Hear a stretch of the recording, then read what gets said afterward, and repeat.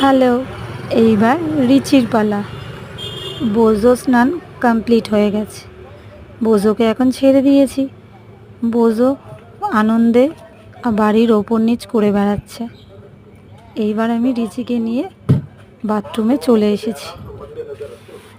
এসে রিচিকে স্নান করানো শুরু করে দিয়েছি। সুন্দর করে শ্যাম্পু দিয়ে ওকে আমি রাব করে করে স্নান করাচ্ছি।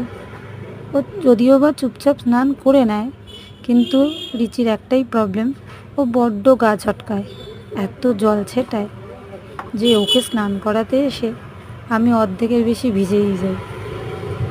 ওকে স্নানটা করানো হয়ে গেলে তারপর আমি ওকে সুন্দর করে তোয়ালে দিয়ে মুছিয়ে দেবো।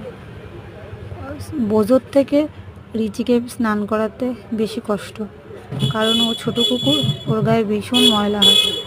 যদিও ওদেরকে আমি সপ্তাহে একদিন করে স্নান করাই ভালো মতন করে। টাটা।